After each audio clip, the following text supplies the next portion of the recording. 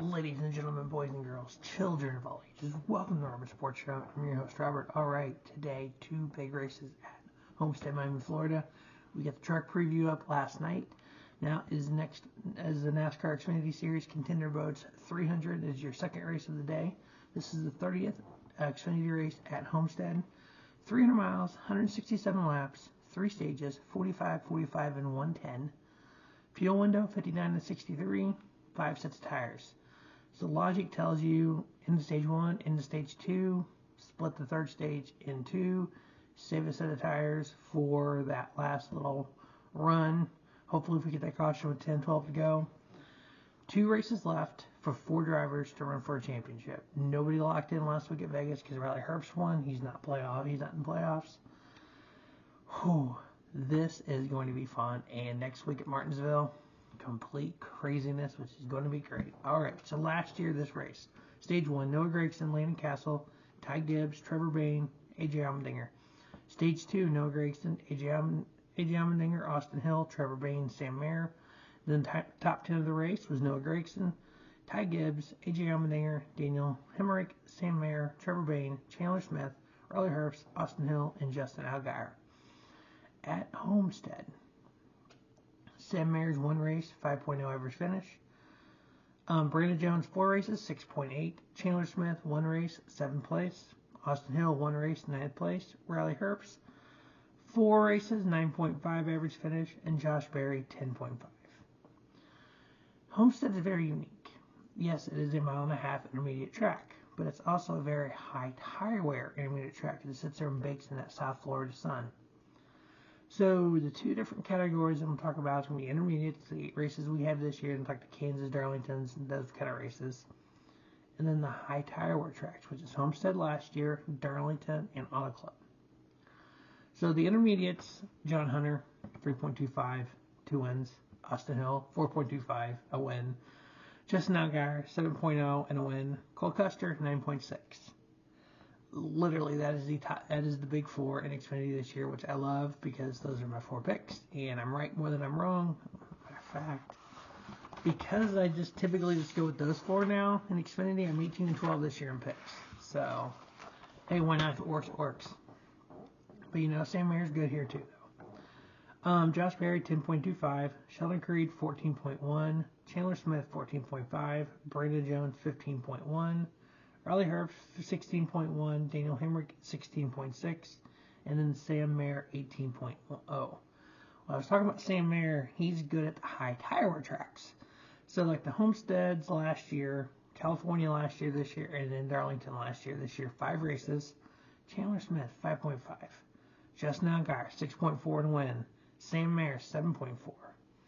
Josh Berry, 8.4. Austin Hill, 11.5. John Hunter Nemechek, 11.6 and a win. Daniel Hemrick, 11.75. Riley Herbst, 12.5.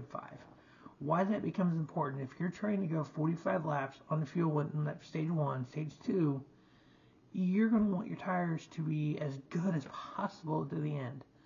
So if you're up there just a rim riding, which we run 2 inches off the wall here at Homestead, or 1 inch off the wall, yeah, that's the fast way around.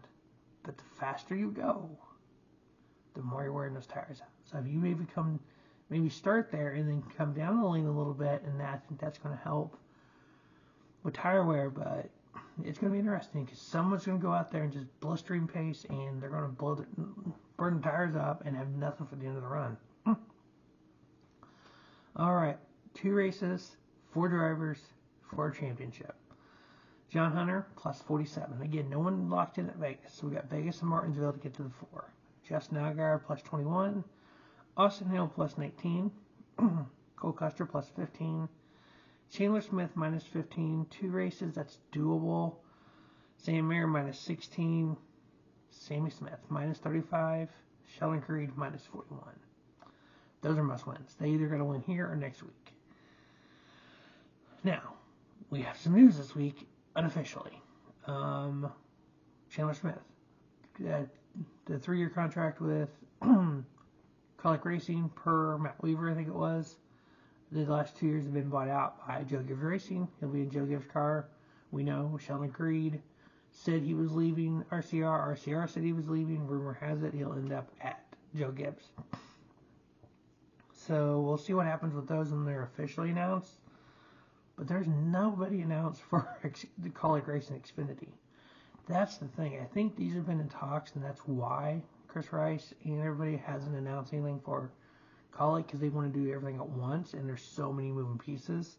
So if Chandler's leaving, and they're moving AJ down to Xfinity, which is his choice, he said he'll do whatever Chris Rice and Matt Kaulig want, which is I'm fine with that because he'll win races there.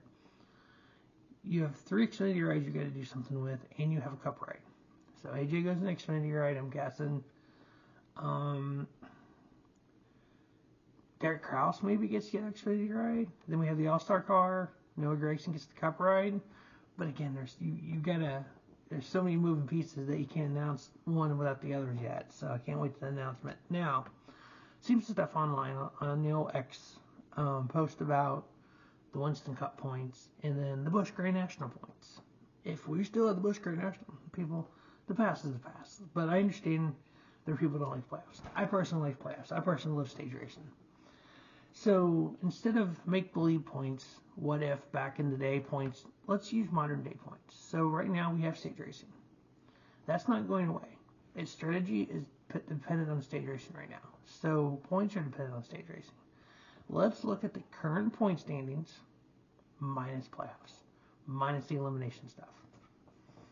Okay, so leading the points, regardless, with John Hunter Nemechek. Austin Hill second, minus 52. Make note of that 52, we'll get back to that. Justin Allgaier's third, minus 57. Cole Custer, minus 132. Josh Berry, minus 307. Sheldon Creed, minus 318. Sam Mayer, minus 321. Chandler Smith, minus 323. So 3 races left. So this is basically to run all the points, no resets, no playoffs. 52-point lead for John Hunter. Justin Allgaier, minus 57. Cole Custer, minus 134. Based on the current 2023 points, those are the only 4 drivers that have a mathematical chance of making the playoffs. The most points you can gain in a day is 60 points. 3 races left is 180. So we have 3 races left. Only 4 people have a chance at winning an outside chance at winning the championship. Modern day with stage racing and playoffs and all that, we have 8 drivers with the ability to win. After Martinsville, we'll eliminate that down to 4. 4 people will go to Phoenix with a chance to win. Without playoffs, there's a good chance we wrap a champion up at Martinsville. John Hunter, if he has a 60-point lead over Austin Hill, he's champion, no matter what happens at Phoenix.